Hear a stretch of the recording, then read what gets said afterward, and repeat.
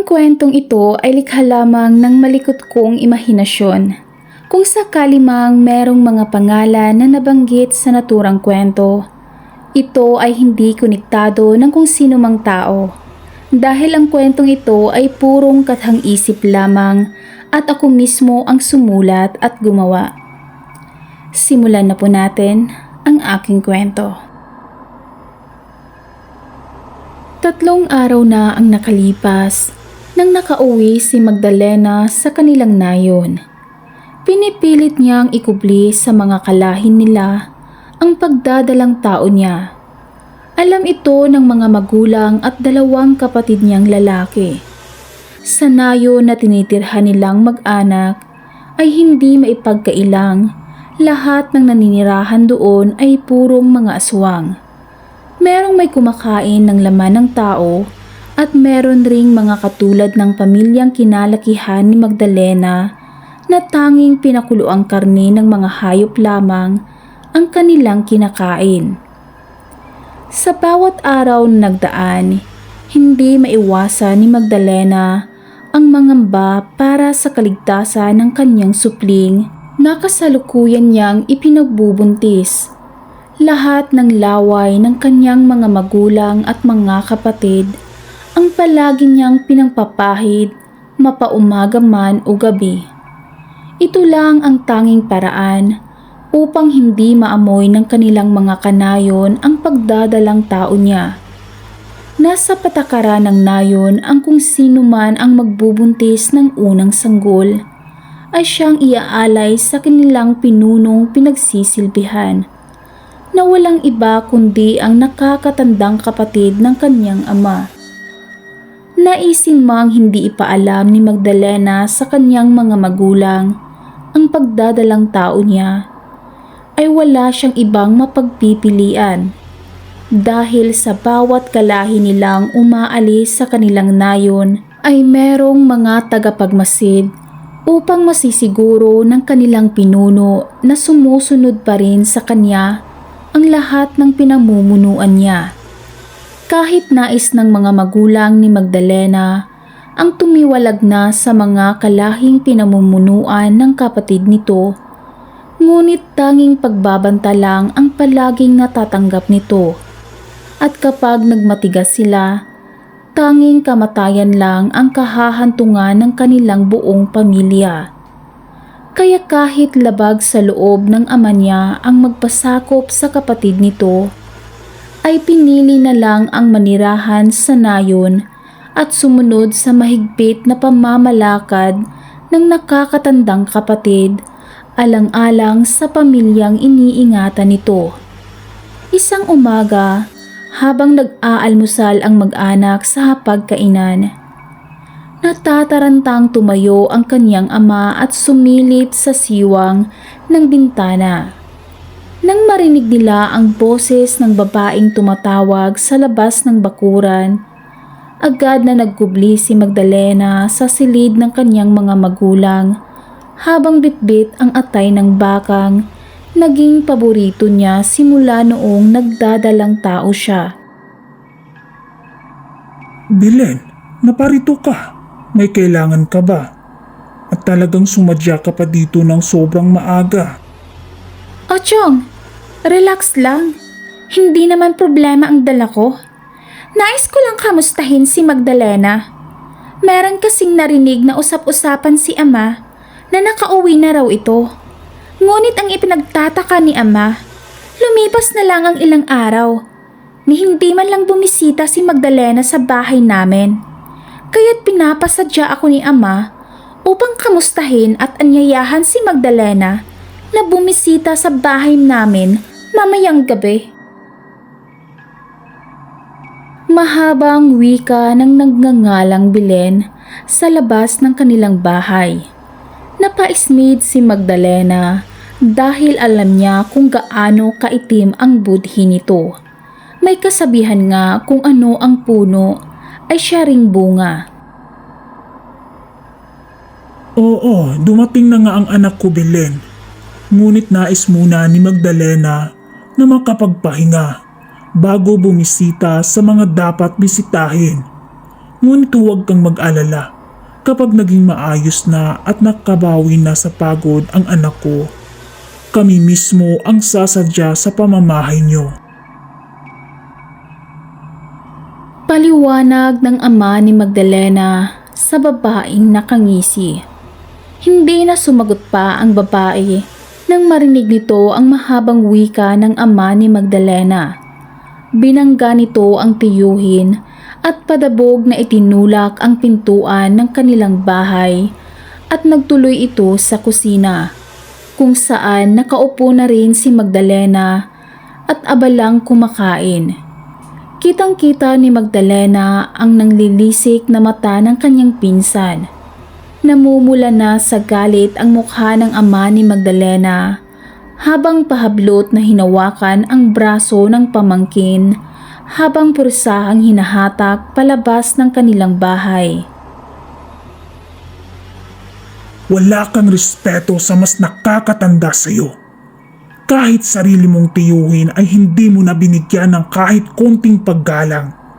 Hoy Belen, pinuno ang iyong ama sa buong nayon na ito. Ngunit huwag mong kakalimutan na kapatid ako ng iyong ama. Kaya't huwag kang umasta na para bang mas nakakataas kayo sa amin. Lumayas ka rito at baka hindi ako makapagpigil sa aking sarili at baka masaktan pa kita. Layas! Wika ng ama ni Magdalena habang galit na galit ito sa pamangkin. Hindi nagustuhan ng kanilang ama ang ugaling ipinakita ng babae sa loob ng kanilang tahanan. Lalo pat may iniingatan silang lihim. Bago tuluyang nilisan ng babae ang bakuran ng mag-anak, nag-iwan pa ito ng napakasamang tingin sa pamamahay nila. Habang padabog na naglakad papalayo. Kinakabahan ang ama ni Magdalena sa maaring kahantungan ng pamilya nila. Ngunit bilang isang ama, hindi niya rin papayagang basta na lang yurakan ang pamilyang binuo niya. Pedro, pagkatapos niyong kumaing dalawa ni Berting, pumanhik kayo sa paanan ng bundok ng palihim. Kumuha kayo ng mga bagakay. Magdala kayo hanggang sa ano ang kaya niyong pasanin. Nang marinig ng dalawang binata ang naging utos ng kanilang ama sa kanila, agad naman nilang naidura ang pagkaing ninunguya. Tay, di ba delikado para sa katulad natin ang bagakay na sinasabi mo? Lagi mo ngang paalala sa amin noong bata pa kami na palaging lumayo at iwasan ang puno ng bagakay. Berteng, buhay nating lahat ang nakataya rito. Kailangan nating gumawa ng paraan. At huwag kang mag-alala dahil hindi naman kayo kukuha ng bagakay bilang isang aswang. Kukuha kayo bilang tao. Balutin yung maigi ang inyong mga katawan ng makapal na damit bago kayo lumusong sa putikan at bilisan nyo ang pagputol habang basang-basa pa ng putik ang inyong mga katawan. Napatango naman ang dalawa at nagmadali nang tinapos ang pagkaing nasa mga pinggan nila. Hinawakan ng ina ni Magdalena ang kanyang kamay at maluha-luha itong hinaplos ang kanyang pisngi habang nagwika ng, "Anak, nais kong alagaan mo ang iyong sarili dahil nandito lang kaming nagmamahal sa iyo at handang makipagpatayan. Alang-alang sa iyo anak, hindi kami makakapayag ng iyong ama na kukunin nila sa atin ang unang apo namin." Pagkatapos magwika ng ina ni Magdalena, agad siyang yumakap dito at hindi na rin niya mapigilan ang mapaiyak. Yumakap na rin sa mag-ina niya ang ama ng tahanan habang panay ang pagbuntong hininga nitong ginawa. Yumakap na rin ang dalawang barakong kapatid ni Magdalena. Laking pasasalamat niya dahil nagkaroon siya ng pamilyang mapagmahal. Ilang minuto pa ang lumipas ay maluhaluhang umalis ng bahay sina Pedro at Berting. Maiging pinaalalahanan ng kanilang ama ang dalawa na dapat sa likod bahay sila dumaan upang walang makakita o makapansin sa kanila.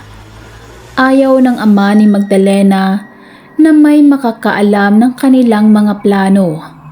Umalis din ang ama ni Magdalena at nagtungo ito sa kaibigang albularyo upang humingi ng tulong. Lumipas pa ang halos 2 oras, nakabalik na nga ang mga kapatid ni Magdalena. Mabilis nitong iniayos ang mga bagakay na nakuha. Pinalibutan nito ang bawat sulok ng bakuran. Hindi rin nakalagpas ang ilalim ng silong ng bahay nila. Sa bawat dingding meron ding mangilang-ilang bagakay. Maya-maya pa, nakauwi na rin ang ama ni Magdalena kasama ang isang matandang albularyo. Marami itong bitbit na mga pangontra. Ikinalat ito ng albularyo simula sa harapan ng bakuran, papasok. Maging ang silong ng bahay ay nilagyan rin. Pati sa likuran ng bahay nila ay nagkalat din ang pangontra. Nang matapos na ang matandang albularyo, may inilabas itong 5 itim na tela at ibinigay ito sa kanila. Tigring, tanggapin niyo itong ibibigay ko. Bitbitin niyo sanang palagi ang bagay na iyan upang hindi kayo lubos na maapektuhan sa mga pangontrang ikinakalat ko. Mag-iingat kayo, Pidring. Kilala ko ang kapatid mong si Gario. Halang ang kaluluwa ng demonyo na iyon. Ngumiti ng mapait ang ama ni Magdalena nang marinig nito ang naging babala ng matandang albularyo. Hindi nagtagal agad namang nagpaalam ang albularyo sa kanilang mag-anak. At kahit paano ay nakahinga na rin ng maluwag ang ama ni Magdalena. Mapapanatag na ang kanyang isipan lalo na't kumpleto na sa mga pangontra ang kanilang pamamahay. Kung sakali mang susugurin sila ng hukbo ng kanyang kapatid. Lumipas ang maghapon na tanging paghahanda lang ang pinagkakaabalahan ng buong pamilya. Dapit hapon na nang may isang kamag-anak nila ang humahangos papasok sa kanilang bakuran. Ngunit hindi pa man ito tuluyang nakalapit, agad na itong huminto habang tinatawag ang kanyang ama. Mabilis nilang nilapitan ang lalaki habang nag-aalala namang nagtanong ang kanyang ama rito. Bakit, Binoy? Anong nangyayari at bigla kang napasugod sa pamamahay ko? Naku, Pidring, kung ako sa inyo, lisanin na ninyo ang pamamahay nyo. Kaninang tanghali lang, pinaslang ni Gario ang buong pamilya ng albularyong tumulong sa inyo. Kahit papaano, ay nakapaslang rin ito. Ngunit wala siyang panalo, Pidring. Dinalaban naman ni Gario ang buong hukbo niya sa pamamahay ng albularyo. Napakademonyo talaga ng Gario na iyon. Hindi man lang naawa doon sa taong wala namang ginawang masama, kundi ang tumulong. Pidring, payong kamag-anak, lisanin na ninyo ang nayon na ito. Dahil nasisiguro kong darating ang buong hukbo ni Gario. Huwag kayang umasa sa pangontrang inilagay ng albularyo. Dahil kitang-kita ko ang pagkawalang bisa nito, Pidring. Isa pa, patay na ang nagbigay niyan. Kaya nasisiguro kong wala nang silbi iyan. Pagkatapos magwika ng kamag-anak ni Pidring, Mahigpit nitong niyakap ang ama ni Magdalena, habang nakangiting paisa-isang tiningnan ang buong pamilya. Napatitig ito kay Magdalena habang nagwiwika ng, Ay sus, Mariosep! Nagdadalang tao ka, Magdalena? Alam ba ito ni Garyo? Tanging pag-iling lang ang naging sagot ni Magdalena sa matandang nagtatanong sa kanya habang lumapit sa kanyang ina. Pedreng, alang-alang sa pamilya mo. Tumakas na kayo dito sa nayon. Lalo na't buntis pa itong si Magdalena. Umalis na kayo, Pedreng, habang may oras pa. Pagkatapos magsalita ng kamag-anak nila na nagbabala sa kanila, muli nitong niyakap ng mahigpit ang kanyang ama at patakbong umalis. Agad namang kumilos ang buong pamilya at kaunting gamit lang ang dinala nila upang mapabilis ang kanilang gagawing pananakbo. Halos kalahating oras na ang ginawang pananakbo ni na Magdalena at nagpahinga lamang sila saglit at muli na namang nanakbo. Panay na ang pagsakit ng balakang ni Magdalena, kaya napagpasyahan ng mag-anak na tumigil muna pansamantala. Yakap-yakap ng kanyang ina si Magdalena habang naidlip siya. Agad na nagising ang lahat sa mga alulong ng mga aso, kaya't nasisiguro ng mag-anak na malapit na sa kanilang kinaroroonan ang hukbo ni Garyo. Agad namang umusad sina Magdalena at kahit hindi niya kabisado ang daan ng kagubatang tinatahak nila, malaki ang tiwala niya sa kanyang ama.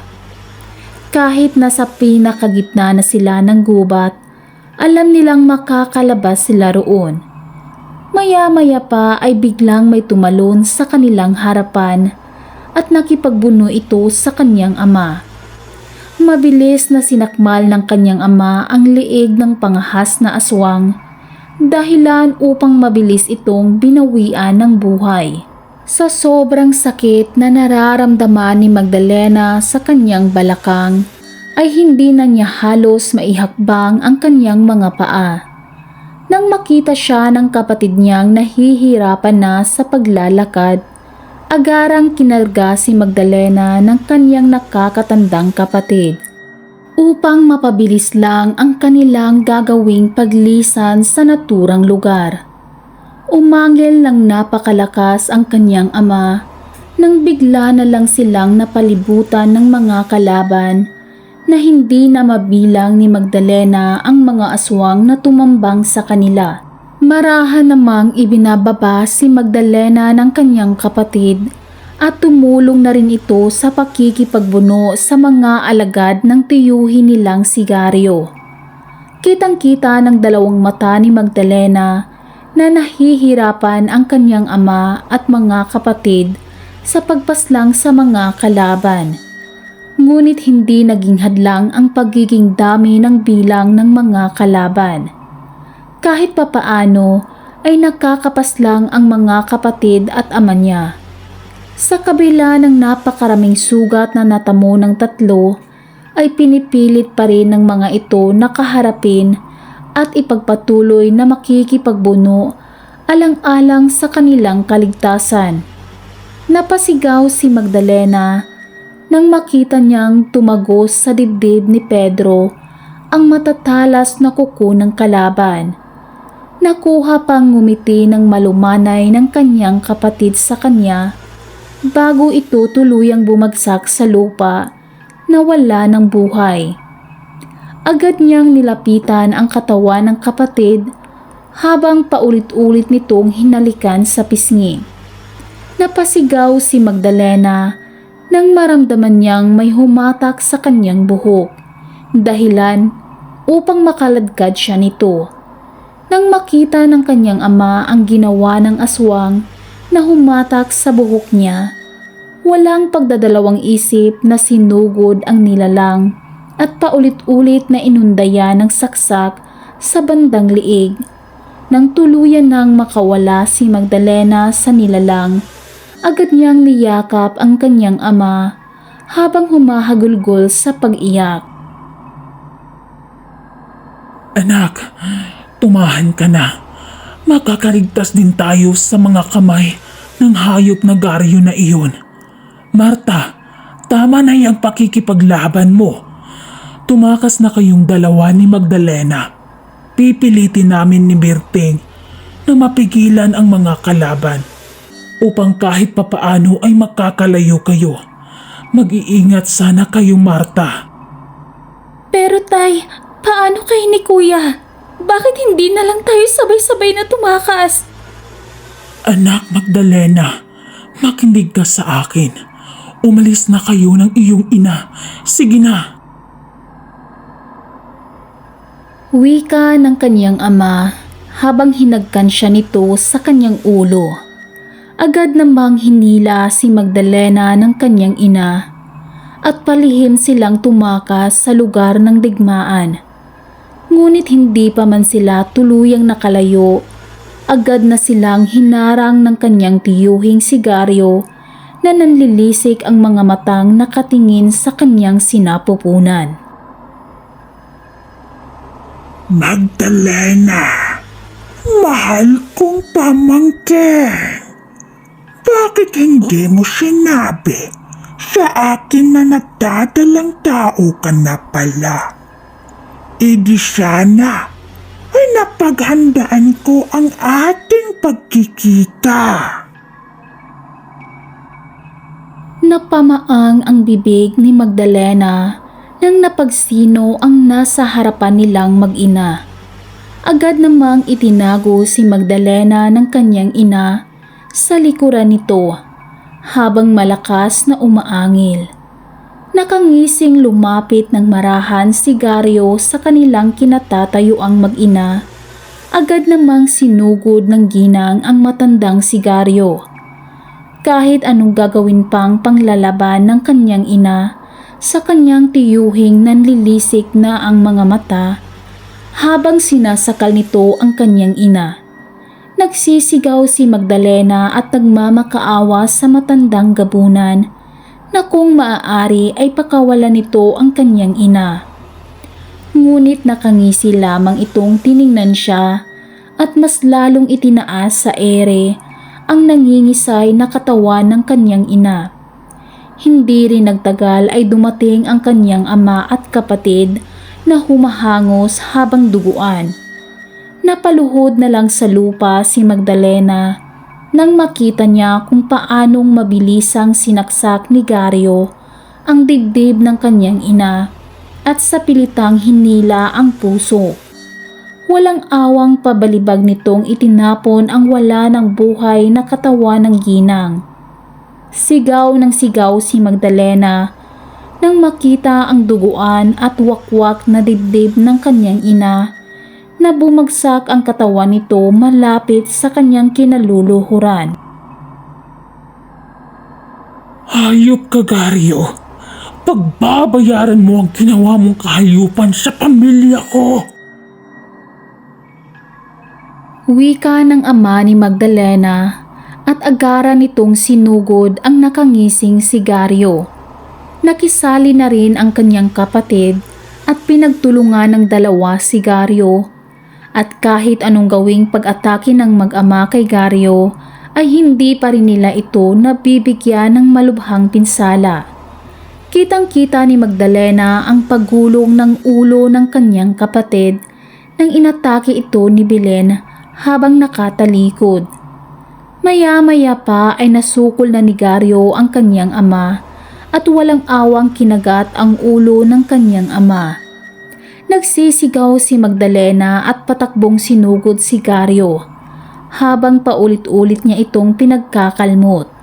Ngunit isang malakas na pagsampal ang pinakawala ng matanda, dahilan upang bumagsak siya sa lupa.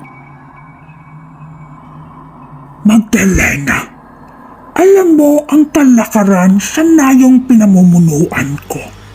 At sa bawat isang aswang na magkakaroon ng panganay na sanggol, ay nararapat na ialis sa akin. Hayop ka! Isa kang mamamatay!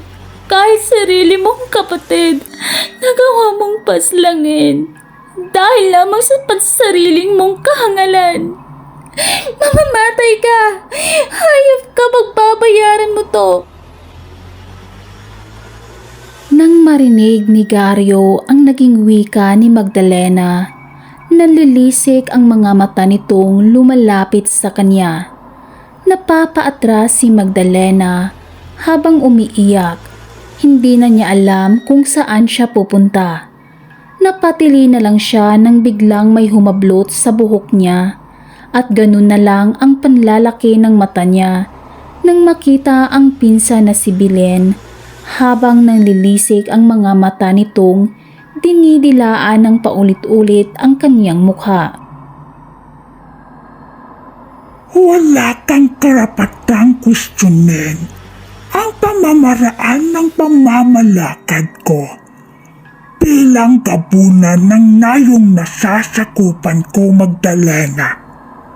Mukhang nakalimutan mong binigyan ko kayo ng pagkakataon na bumisita sa aking tahanan.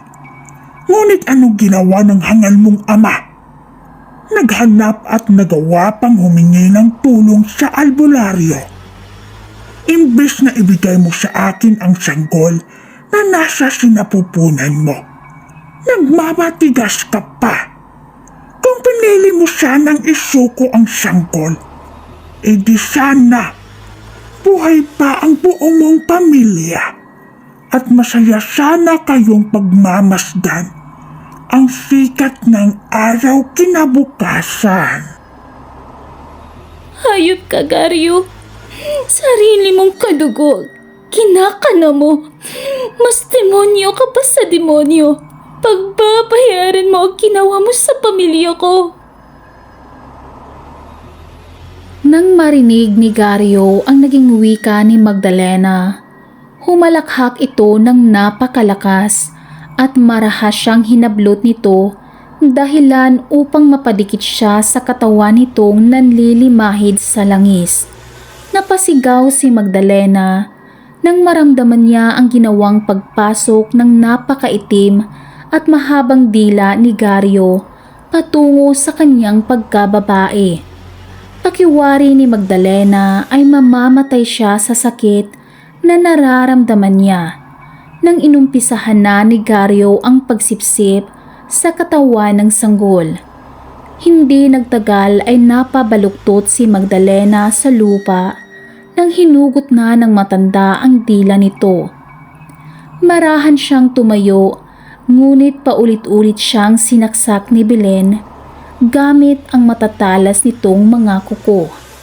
Alam ni Magdalena na hindi na siya mabubuhay pa, kaya't hinahayaan na lang niya ang nais gawin ng kanyang pinsan. Nang magsawa na ito sa ginagawa, mabilis ang ginawa nitong paglipad sa himpapawid habang tangay-tangay ang katawan niyang nanghihina na. Naririnig pa ni Magdalena ang ginawang paghalakhak ng dalaga at agad nitong binitawan ang kanyang katawan.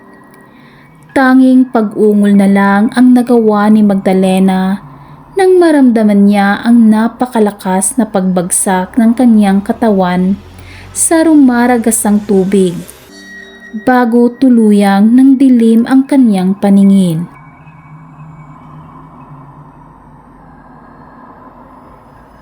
Hello guys! Kumusta kayong lahat? Welcome or welcome back sa aking YouTube channel. Sa mga baguhan pa lamang na nakikinig, please subscribe and click the notification bell para updated kayo sa bagong kwento na aking i-upload. At sa mga nais namang magpa-shoutout, please comment down below at isa-shoutout po natin yan sa next video. Maraming salamat po sa walang sawang pakikinig ng aking kwento. This is Miss Chloe, ang inyong narrator. Bye-bye!